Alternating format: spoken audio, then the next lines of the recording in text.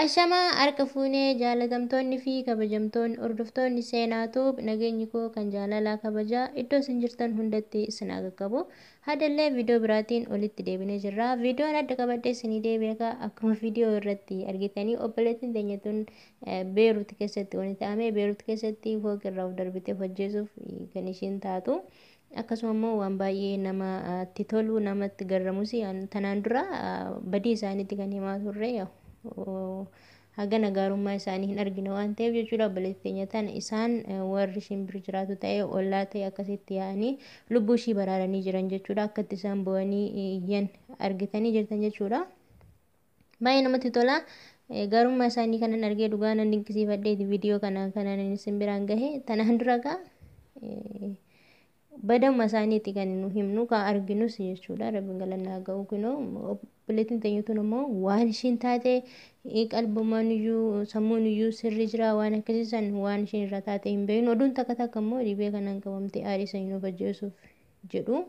Ani sun dhugaa ta'e soba ta'e rabbiin tokkicha beeku jechuudha. Dhibee kanaan hoo qabaman maaliif akka of ajjeesuuf yookaan immoo fooqirraa of darbuun kun waan ta'e amma tanaan durallee waan feetanu yoo taatan fooqirraa of darbuu akkas of ajjeesuuf hin ta'ina. Amma laala akkas viidiyoo irratti argitanitti obboleettiin teenya tuni ooshiin fooqirraa of darbite isaan waan isheen irratti kuftu qabatanii jalaan deemaa jiran dhugaa baay'ee nagarrameen. Isaan akka qabatanii jalaan deeman argite shaarbiin mormatti hidhattee jirti isa jiratti bakka dhagaa achirra jirtu fooqee achirra jiru sanitti yoo hidhuuf taatu akka tasaa achirra gadi kufte. Osoo hiitee hin duuti jechuudha.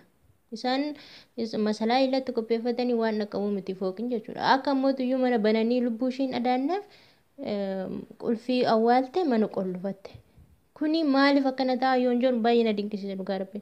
Waan waffee ta'eef iyyuu biyya ambaa keessatti kama jiruufu jechuudha. Kama jiruufu Itoophiyaan akkas of gootiin sirrii miti. Itoophiyaa haa ta'u biyya kamuu haa ta'u akkasitti lubbuu of ajjeesti tanaan dura obboleettii teenya of ajjeesisan araboonni hunda afaan itti qabatan. Yoo isinitti dubbatanii baataniif of ajjeestanii wanni jedhamu baay'ee haasa'amaa ture. Kanaaf bilees rabbii keessanii jedhaatti lubbuu keessan hin balleessinaa, lubbuu keessan hin balleessinaa yoo duutanillee lafa jalatti hin maarramtanii cubbuudha lubbuu ofii balleessuun dhugaan isin jedha. Haga feetanuu rakkattan dhibuma kanaan yoo qabamtan dhibeen kun nama hin ajjeesu. Yookaan cinqatii dhibee kanaa yoo kan ta'u ta'e dhibee kun nama hin ajjeesu. Dhibeen nama hin ajjeesu.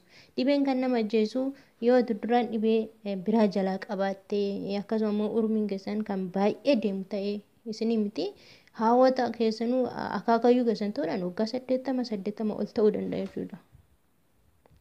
Kanaaf ani wanni baay'ee nagarrame obboleettiin teenya tun osoo isaan akkasitti wanta isheen irratti kuftu jalaan qabanii deemanii akkasitti lubbuu ishii baasanii jiranii baay'ee namatti tola. Garuu waan ishiin taate immoo yaada kana yaadde wanti irraa beekamee hin jiru. Kana jechuudha bakka hundatti viidiyoon ishii faca'ee jira. Wanti nagarrame lubbuun ishii bahuudha. Rabbiin galannaa ga'uun isiniin jedha obboleeyyan kiyya. Bakkuma isin jirtan hundatti Waaqayyo gooftaan isin faana yaa ta'u. Osuma waan feetan rakkattanii, osuma waan feetan taatanii, osuma waan feetan dhabdanii lubbuu keessan of baasuuf hin yaadina. Lubbuun gaafa rabbi jedha ofiifuu bakkuma ciistanitti lubbuun isin keessa bahuu dandeessu bakkuma raftanitti jechuudha. Bishaan burcuqqootti qiyattanii bishaan san deebitanii osoo hin dhugin lubbuun keessan darbuu danda'a. Kanaaf immoo isin waan hin taane ofirratti yaadina biyya ormaa keessatti. Akkasii yaa obboleeyyan kiyyaa viidiyoo tana qabadhee isinii deebi'ee haga viidiyoo biraatiin walitti deebinutti nagaan naa tura.